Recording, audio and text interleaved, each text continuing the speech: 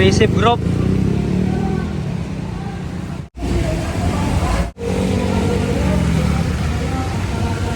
So, dito yung mga makakaliwa na grupo, mga kababayan, nagrally dito po sa may US Embassy, pero dito sila sa may UN banda na side.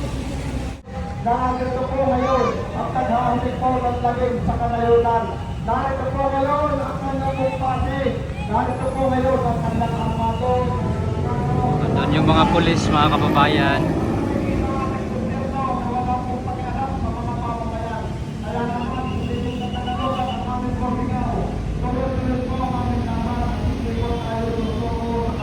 Para sa kapakinabangan ng mga Amerikano.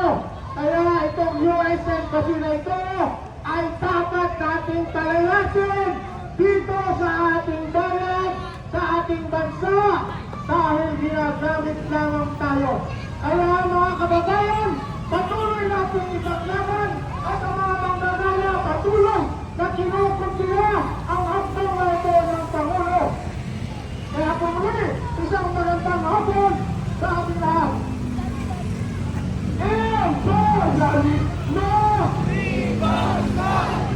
Pagkika ng mga impormasyon hanggang sa pagkika ng mga karahasan at sexual na nilayanan. Ngunit kapag may mga pisalang may gutulong nito, sino ang mananagot? Ito ang kultura ng impunidad. Ang kawalan ng pananagutan habang patuloy na kumikita ang mga malaking korporasyon.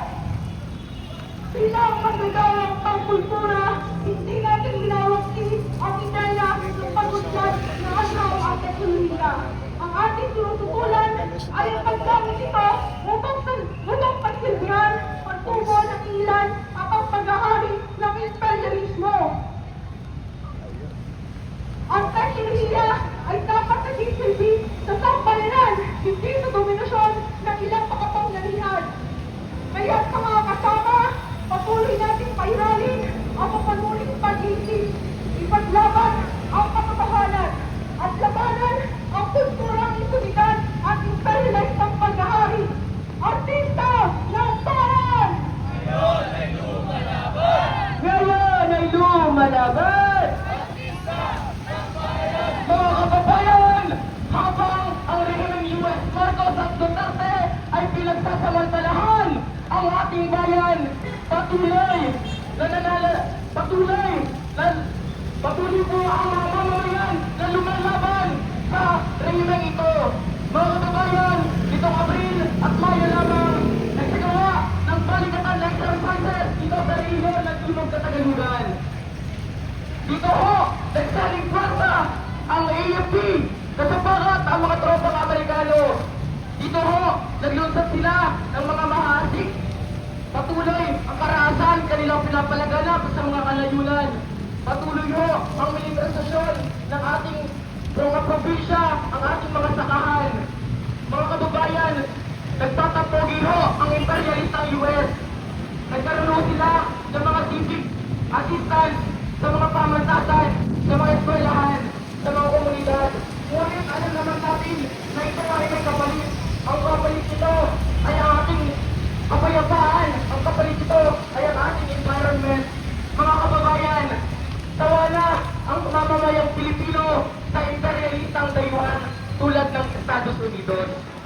Kaya naman ho, tayong mga mamamayan mula sa Timog Katagalugan ay nagsaling forsa upang tumungo sa kamahilaan, upang ipanawagan na patalsikin na ang embahada ng Estados Unidos dito sa ating bayan. Patalsikin ang mga urap na opisyal tulad nila Marcos at Duterte, at patalsikin ang kapangyarihan ng Estados Unidos sa ating bayan. Mga kababayan, bago ho tumungo ang delegasyon ng Timog Katagalugan, pinarangan ho ng PNP ang aming delegasyon. Nariyan ho sila para pagsilbihan ang Estados Unidos, hindi ang mga mamamayan, hindi ang mga Pilipino. Sino ho ba ang nagpapasahod sa mga PNP, sa mga pulis na ito? Ang mga uniforme ninyo, ang mga baril ninyo, galing lahat yan sa mamamayang Pilipino. Hindi ho yan galing sa Estados Unidos.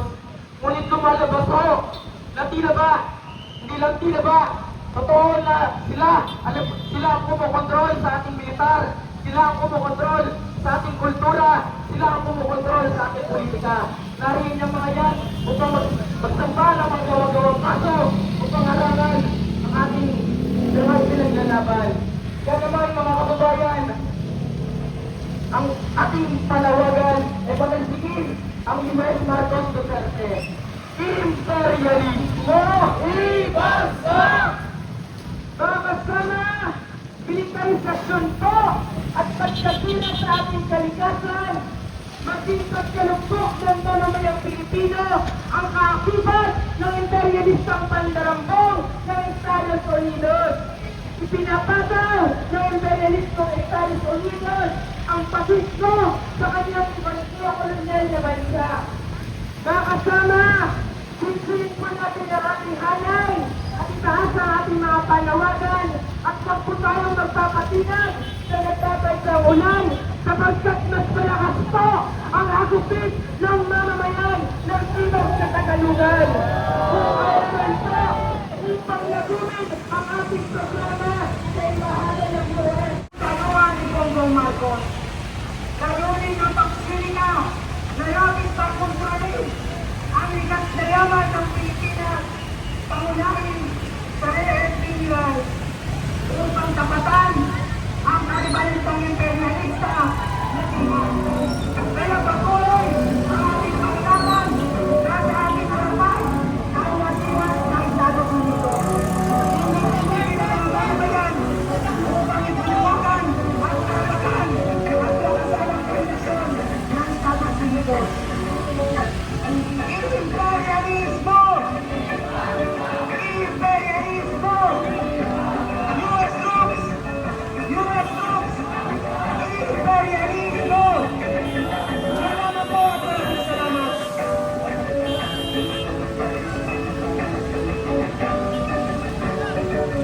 Tagumpay ang aming pamilya! Diba? Ang paano? Imperialista US!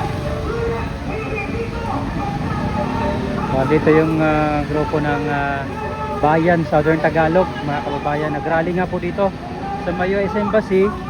Medyo malapit lang sila kasi dito sila sa may UN, no, mga kababayan. So dito sila dumaan sa ibang way siguro kaya hindi sila naharang ng mga kapulisan. Kaharap natin dito yung US Embassy.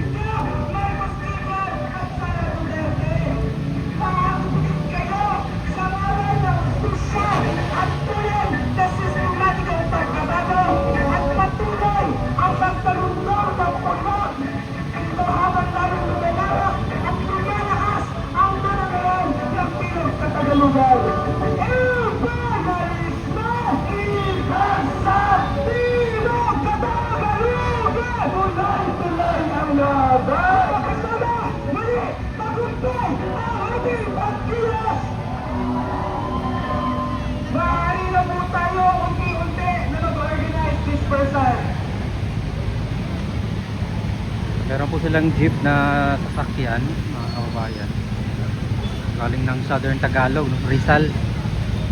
Nakita tayo yung Rizal na signage or nakalagay na Bayan Rizal.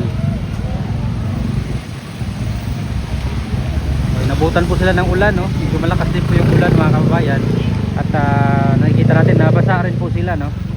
Dito sa kanilang rally. Pero despite dun sa ulan ay tuloy yung kanilang programa na pag rally dito sa harap ng US Embassy. At doon sa kabilang banda yung mga pulis basa rin dahil nagbantay nga sila doon, mga kababayan, sa may embassy.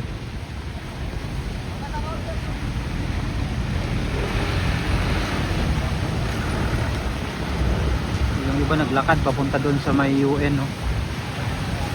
LRT.